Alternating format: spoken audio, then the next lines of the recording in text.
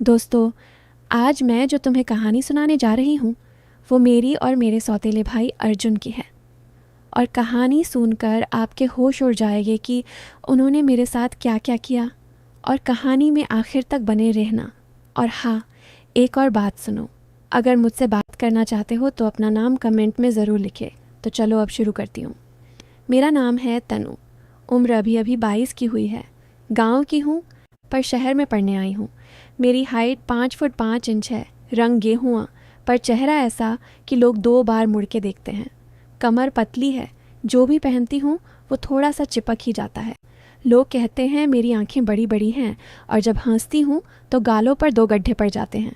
बस इतना ही बताती हूँ, बाकी तुम खुद देख लेना जब मिलोगे। या शस्ती, अरे मिलोगे ना। अब जो बात मैं बताने जा रही हूँ वो मेरे और मेरे सौतेले भैया की है। उसका नाम है अर्जुन। मम्मी की दूसरी शादी हुई थी जब मैं 10 साल की थी। अर्जुन भैया उस टाइम 16 के थे। शुरू शुरू में मुझे लगा था कि अब घर में एक बड़ा लड़का आ गया, बड़ा अजीब लगेगा। पर वो पहले दिन से ही मुझे अपनी छोटी बहन की तरह ही रखते थे। पर जैसे जैसे मैं बड़ी हुई कुछ बातें बदलने लगीं, या शायद मेरी नज़रें बदलने लगीं। मैं जब 12वीं में आई तो मेरी बॉडी में जो बदलाव आए ना वो छुपाए नहीं छुपते थे। घर में कुर्ता पहनती तो वो थोड़ा टाइट हो जाता और अर्जुन भैया की नज़रें कभी कभी वहाँ रुक जाती थीं। मैं जानबूझकर झुक के कुछ उठाती या फिर बाल खोल के झटकती ताकि वो देखें। मुझे अच्छा लगता था जब वो बिना कुछ बोले बस देखते रहते।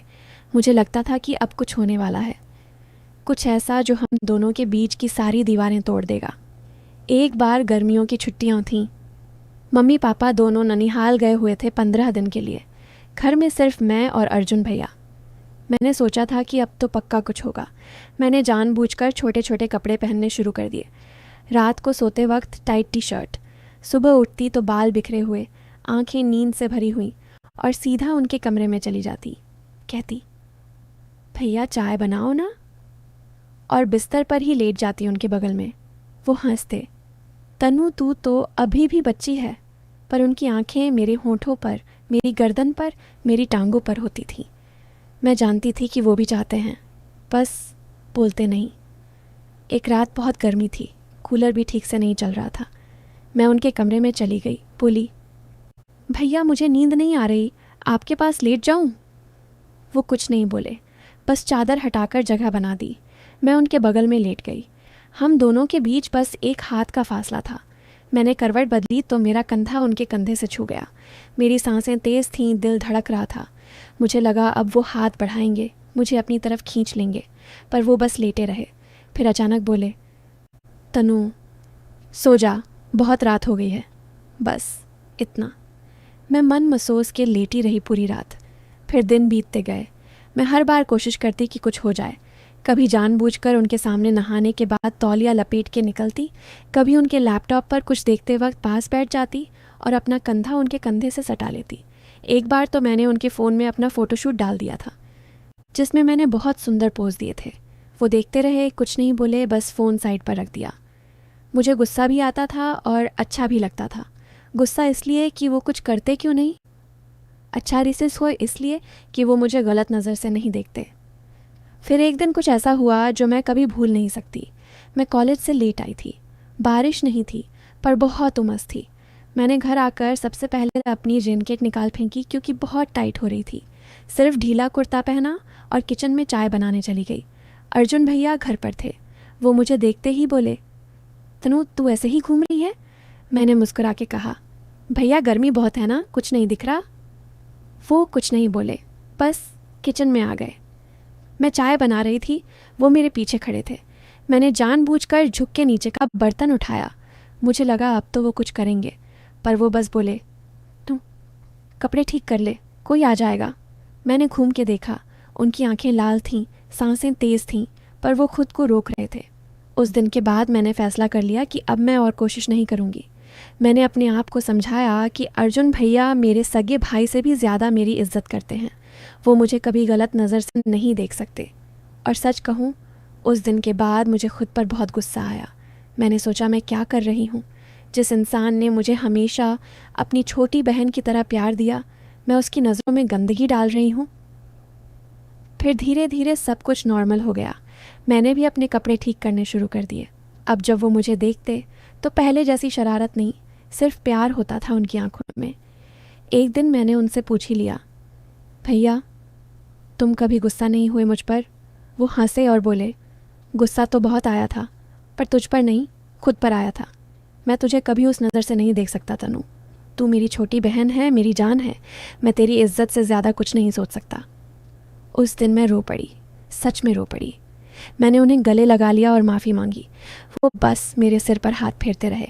उस दिन के बाद हमारा रिश्ता और गहरा हो गया। अब मैं उनकी छोटी बहन हूँ, सच में छोटी बहन, और वो मेरे बड़े भाई, सच में बड़े भाई। आज जब भी मैं उस दौर को याद करती हूँ तो शर्मिंदगी होती है, पर सुकून भी मिलता है कि जिस इंसान को मैं गलत समझ रही थी वो सबसे सही निकला। और हाँ, कभी कभी प्यार का सबसे खूबसूरत रूप यही होता है कि वो सीमाओं के अंदर रहकर भी पूरा हो जाता है। अरे रुको रुको, कहानी अभी ख़त्म नहीं हुई थी। मैंने तो बस तुम्हें आधा सच सुनाया था। अब असली बात सुनो, वो जो मैं आज तक किसी को नहीं बता पाई। सांस रोक के सुनना, क्योंकि अब जो मैं बताने जा रही हूँ वो मेरी ज़िंदगी का वो राज है जो मेरे गले की हड्डी बन चुका है। जब मैंने कहा था ना कि न कुछ हुआ न कुछ होने वाला था, वो बात आधी थी। हुआ था, बहुत कुछ हुआ था, पर वो किसी और के साथ हुआ था, अर्जुन भैया के साथ नहीं। सुनो, उस गर्मियों की छुट्टियों की बात है जब मम्मी पापा ननिहाल गए थे। हाँ, वही 15 दिन।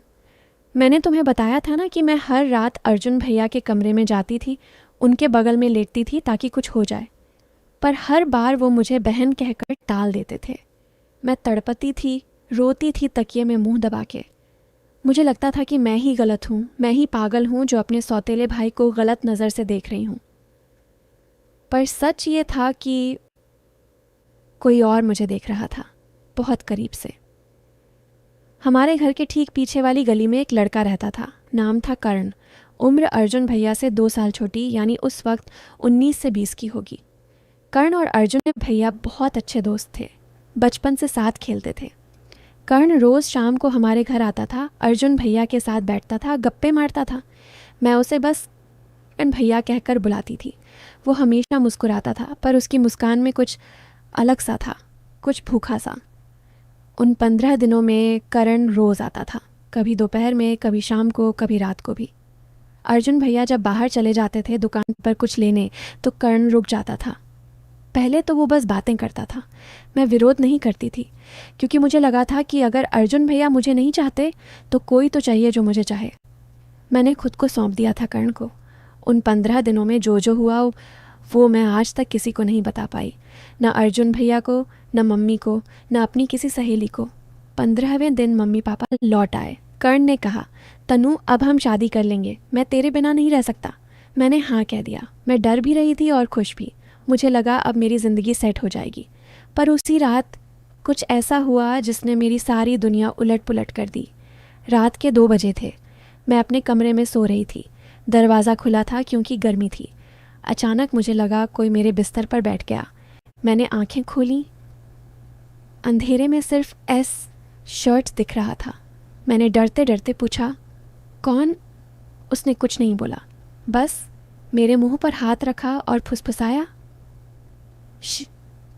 चुप। वो आवाज़ वो अर्जुन भैया की थी। मैं हिल भी नहीं पाई। वो मेरे ऊपर झुके।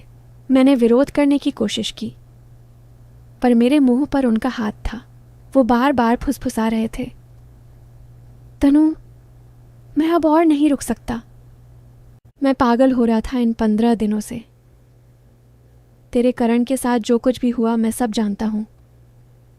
मैंने सब देखा है। अब तू सिर्फ मेरी है, सिर्फ मेरी। मैं रो रही थी पर आवाज़ नहीं निकल रही थी। सुबह हुई। वो मेरे कमरे से निकले जैसे कुछ हुआ ही ना हो। नहा धोकर नाश्ता करने लगे। मैं बिस्तर पर पड़ी रही। पूरा बदन दर्द कर रहा था। मुंह से एक शब्द नहीं निकल रहा था। फिर शाम को कर्ण आया। अर्जुन भैया ने उसे छत पर बुलाया। मैं नीचे से सुन रही थी। पहले तो हंसी मजाक चल रहा था, फिर अचानक चीख सुनाई दी। मैं दौड़ के छत पर गई तो देखा कर्ण सीढ़ियों से नीचे गिरा पड़ा था। सिर फटा हुआ था, खून बह रहा था। अर्जुन भैया खड़े थे, हाथ में लोहे का रॉड था। मैं चीखी, भैया ये क्या किया तुमने? वो शांत आवाज़ में बोले। जो तेरे लिए ज़रूरी था। अब कोई नहीं आएगा हमारे बीच में। कर्ण मरा नहीं था, अस्पताल ले गए, कोमा में चला गया, आज तक कोमा में ही है। पुलिस आई, पूछताछ हुई। अर्जुन भैया ने कहा वो शराब पी के आया था, सीढ़ी से गिर गया, कोई सबूत नहीं था, केस बंद हो गया। उस दिन के बाद अर्जुन भैया ने मुझे कभी छुआ नहीं, बल्कि वो और ज़्यादा प्यार करने लगे।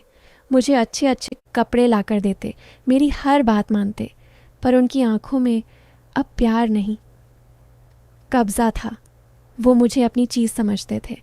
मैंने किसी को कुछ नहीं बताया, न मम्मी को न पापा को, क्योंकि मैं जानती थी कि अगर मैंने मुंह खोला तो अर्जुन भैया जेल जाएंगे और मैं भी बचूंगी नहीं।